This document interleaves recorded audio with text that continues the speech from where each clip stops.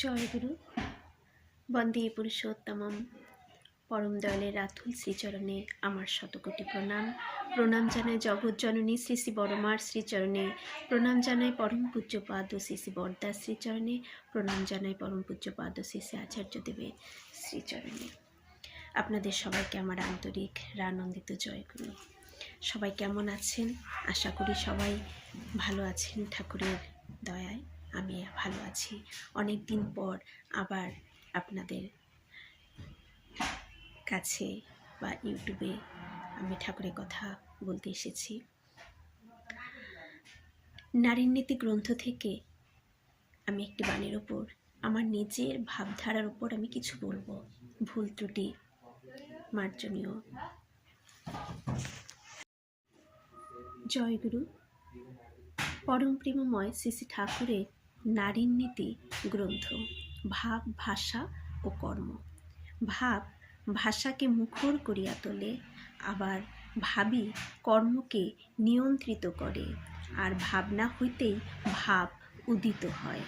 অতএব তোমার ভাবনাকে যত সুন্দর, সুশৃঙ্খল, সহজ, অবিরোধ ও উন্নত ধরনের করিবে, তোমার ভাষা ব্যবহার ও কর্মকুশলতাও তেমনতর সুন্দর, অবিরত ও উন্নত ধরনের হইবে। বাণীর সংখ্যা 10। আর কর্ম ভাব ভাষাকে মুখর করিয়া তোলে। ঠাকুর বললেন যে ভাবনায় আমরা সর্বদা থাকব, যে ভাবনায় আমি ভেবে যাব, সেটাই আমার ভাষাকে মুখর করিয়া তুলবে। মানে আমরা যেমন ভাববো ঠিক তেমনটাই কিন্তু আমাদের ভাষা হয়ে সেটা বেরিয়ে আসে। দেখুন, যখন এই যে দুর্গা পুজোগুলো আসে, তখন আমরা সবাই ঘর পরিষ্কার করা, কাপড় কেনা, নানান ধরনের ঘরের যাবতীয় জিনিসপত্র কেনাকাটা করা হয়। তখন আমাদের ভেতর ওই শুধু কিন্তু একটা এই পুজোর একটা আনন্দ উৎসবের মধ্যে কিভাবে কি কাটাবো সেটা নিয়ে আমরা ব্যস্ত হয়ে পড়ি। আমাদের মুখে তখন ওই গল্পটাই হয়ে আসে। যখন শ্রাবণ মাস আসে, আমরা মায়েরা সকলে মাতৃ সম্মেলন করি, ডিপি ওয়ার্কস করে থাকি। সারা বছর তো হয়ে থাকে, যেমন শ্রাবণ মাসটাতে বেশি মাতৃ সম্মেলন। প্রত্যেক দিন কোন মায়ের বাড়িতে হবে, কি আলোচনা হবে, কি গান হবে, কে সব প্রতিনিয়ত আমাদের ওই ভাবনাটাই আমাদের কিন্তু ব্রেনে থেকে যায়। রাত্রে দিনে যখনই খাওয়া দাওয়া, রান্না করা, প্রত্যেকটা কর্মের মধ্য দিয়ে কিন্তু আমরা সেটাই তখন ভাবতে থাকি। তাহলে তখন আমাদের ভেতর থেকে সেই কথাগুলোই কিন্তু সর্বদা আসে। তাহলে যেরকম ভাবছি সেরকমই আমার ভাষাগুলো মুখর হয়ে উঠছে, সেরকমই সুন্দর আমার চিন্তা ভাবনা, আমার চলাফেরাও হয়ে উঠছে। আবার ভাবি কর্মকে নিয়ন্ত্রিত করে।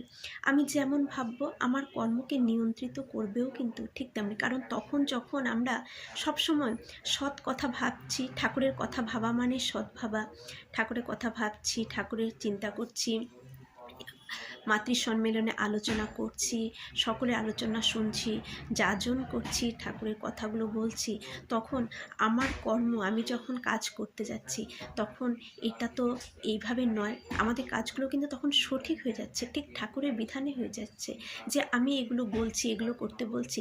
কারণ ওই ভাবধারাটা আমার ভিতরে সর্বদা তখন কিন্তু রিপিট হতে থাকে। তাহলে আমার কর্মকে আমি তখন নিয়ন্ত্রিত করতে পারি। খারাপ কর্ম থেকে আমরা ভালো কর্মের দিকে এগিয়ে আসতে পারি তখন। আর ভাবনা হইতেই ভাব উদিত হয়। তো ভাবটা উদিত, আমার ভেতরে যে ঠাকুরের ভাবধারাটা উদিত হবে, সেটা কখন উদিত হয়? এই ভাবনাটা থেকে। আমি যেমন ভাববো আমার ভেতরে ভাবনাগুলো কিন্তু ঠিক তেমনই উদিত হতে থাকবে, বিকশিত হতে থাকবে। অতএব তোমার ভাবনাকে যত সুন্দর, সুশৃঙ্খল, সহজ, অবিরত, উন্নত ধরনের করবে। তাই ঠাকুর বললেন যে অতএব আমরা আমাদের ভাবনাকে যতই সুন্দর করব, অতএব আমাদের যে ভাবনাটাকে আমরা যতই সুন্দর, সুশৃঙ্খল, সহজ, অবিরত, উন্নত করিব, ততই কিন্তু আমার যে ভাষা, আমার ব্যবহার, আমার কর্মকুশলতাও তেমনতর কিন্তু সুন্দর, অবিরত, উন্নত ধরনের হইবে। তাহলে আমার চিন্তা ভাবনা সর্বদা যদি আমি ঠাকুরকে নিয়ে ভাবি, সর্বদা যদি আমি ইষ্ট কথা ভাবি, সর্বদা আমার ঠাকুর কি বললেন, কি করতে বললেন, কিভাবে চলতে বললেন, এইগুলো নিয়ে যদি সর্বদা ভাবি এবং করতে থাকি, ততই তাহলে আমার এই ভাবনাটাকে আমি যত সুন্দর করব, মানে ওই ঠাকুর যেভাবে বলেছেন সেভাবে আমি যদি চাই যে আমি আমার ভাবনাটাকে আরও সুন্দর করব, আমি ঠাকুরের কথা ছাড়া অন্য কিছু ভাববই না, যত সুন্দর করব, সুশৃঙ্খল করব, একটা শৃঙ্খলের মধ্যে রাখবো। এখন এটা ভাবছি, না ওটা, না এটা না, মানে যেটাকে বলে চঞ্চলতা, আমি আনডিসিপ্লিন যেটাকে বলে সেটা নয়।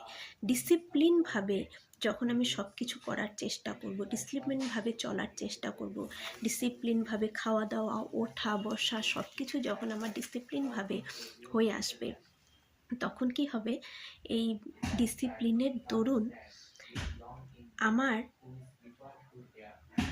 ভাষাটা, আমার ব্যবহারটা, আমার কর্মকুশলতা সব কিছুই তেমন কিন্তু ডিসিপ্লিনের মধ্যেই চলবে। তাহলে যত উন্নত ধরনের করে তুলব আমার এই সুন্দর ভাবনা চিন্তা, আমার সুশৃঙ্খল জীবনযাপন সহজ করব, কোনো বিরোধ আনব না, সুন্দরভাবে এভাবে ঠাকুর যেভাবে, যেটা অবিরোধ মানে যেভাবে যেটাকে ঠাকুর করতে বলেছেন ঠিক সেইভাবে করব। এইভাবে যত উন্নত ধরনের করে তুলব আমার চিন্তা ভাবনাকে, আমার ভাষা, আমার ব্যবহার, আমার কাজকর্ম সব কিছুই কিন্তু তেমন সুন্দর, অবিরোধ এবং উন্নত ধরনের হইবে। তাহলে আমরা সবাই যেমন সকলের কাছ থেকে ভালো ব্যবহার চাই, সকলের থেকে সুন্দর ব্যবহার চাই, কাজ ভালো, কেউ যদি সুন্দর সুশৃঙ্খলভাবে কাজকর্ম করে যেমন দেখতে ভালোবাসি, তেমন যদি আমি হয়ে উঠি, আমার আচার্য পরম্পরা যখন আমরা যাই, আমরা যখন বৌরানীমাদের দেখি তখন কত ভালো লাগে। তাহলে তাদের মতন করে যদি আমি আমাদের জীবনটাকেও সুন্দর সুশৃঙ্খলে নিয়ে আসতে চাই, ঠাকুর যেভাবে বলেছেন, তার জন্য আমাকে এই যে ভাবাটাকে সঠিক করতে হবে, সর্বদা ইষ্টময় হয়ে থাকতে হবে, ইষ্টমুখী চলনে চলতে হবে, ঠাকুরের কথা ভাবতে হবে, ঠাকুরের কথা বলবো, ভাববো এবং সেভাবে করার চেষ্টার মধ্য দিয়ে আমরা ভালো, সবাই ভালো থাকুন। সবার মঙ্গল প্রার্থনা করে দয়ালের শ্রীচরণে জয় গুরু।